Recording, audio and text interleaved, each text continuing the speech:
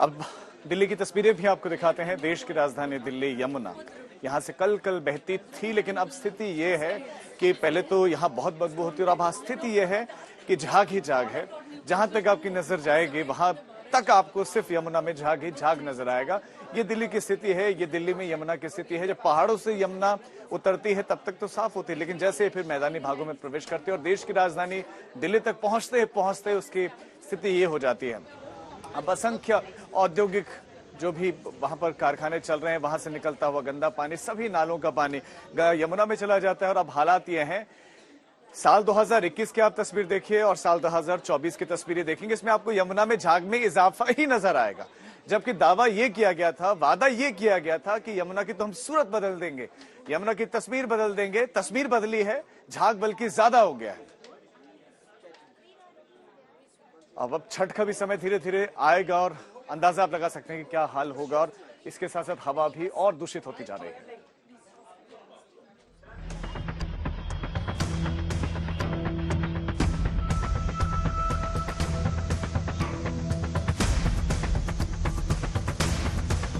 दिल्ली की हवा फिर धुआं धुआं,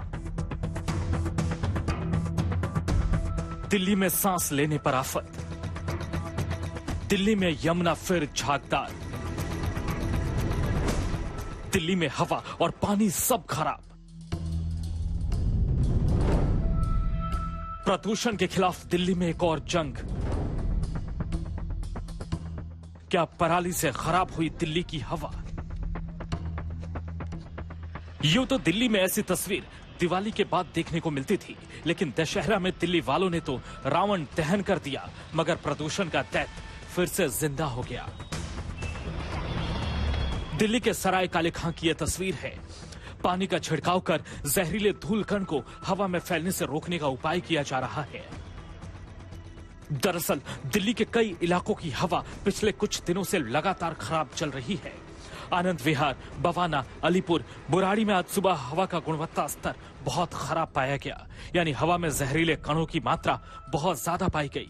कल दिल्ली के 13 इलाकों में एयर क्वालिटी इंडेक्स 300 से ज्यादा दर्ज की गई। AQI 300 से ज्यादा का मतलब है हवा बहुत खराब है। लेकिन हवा ही नहीं, दिल्ली में पानी भी खराब है। यमुना का हाल देख लीजिए। देखा आपने पानी में प्रदूषण का झाग, क्या हाल हो गया है यमुना नदी का। कुछ दिन बाद छठ का त्योहार है, सोचिए इस गंदे पानी में छठ का त्योहार मनाया जाएगा। दिल्ली के इस हाल पर हड़कंप है, मंत्रणाओं का दौर शुरू हो गया, लेकिन क्या कोई हल निकल पाएगा? क्योंकि साल दर साल हम ऐसी तस्वीरों के अभ्यस्त हो चले हैं। अमित भारद्वाज के साथ कुमार कुणाल, दिल्ली आज तक।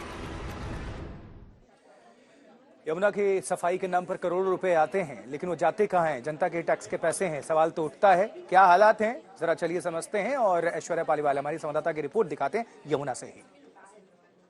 क्या ऐसा लगता है कि बादल उतर के आ गए हैं? ये बादल बिल्कुल भी नहीं है। और इससे ज्यादा आपको जो मतलब एस्टॉनिशिंग बात है, जो आपको चौंका देगी बात, वो ये है कि पिछले 5 सालों में, लगभग 5 से 6 सालों में लगभग 6000 करोड़ रुपए केंद्र सरकार द्वारा और स्टेट सरकार द्वारा खर्च कर दिए गए हैं क्लीन यमुना के नाम पे। अब क्लीन यमुना है कहाँ, ये बड़ा सवाल है। ये जो टॉक्सिक फोम आपको यहाँ नजर आ रहा है, जो एक चादर सी बिछी हुई है, जो एक परत आपको यहाँ नजर आ रही है, ये इतनी जहरीली है कि अगर आप इसको छू देंगे तो आपको स्किन की डिजीज होना 200% तय है। डॉक्टर्स का कहना है कि अगर कहीं ये पानी, कंटामिनेटेड पानी किसी भी तरीके से आपकी बॉडी के अंदर जाता है तो टाइफाइड जैसी जानलेवा बीमारियां हो सकती हैं। और अगर बहुत लंबे समय तक आपका एक्सपोजर रहेगा इस फोम को लेके और ये जो गंदा पानी है इसको लेके, तो जानलेवा बीमारियां भी हो सकती हैं। इससे ज्यादा बड़ा सवाल इस समय यह है कि दिल्ली जल बोर्ड, आशुतोष, जो कि स्टेट गवर्नमेंट यानी कि आम आदमी पार्टी के अंडर आता है, उससे भी इस समय सवाल पूछे जा रहे हैं कि हर साल आपको बजट दिया जाता है, 200 करोड़ 300 करोड़ हर साल खर्च किए जाते हैं, तो वो जो पानी है वो साफ क्यों नहीं है और वो जो पैसा है वो आखिर जा कहां रहा है? केंद्र सरकार भी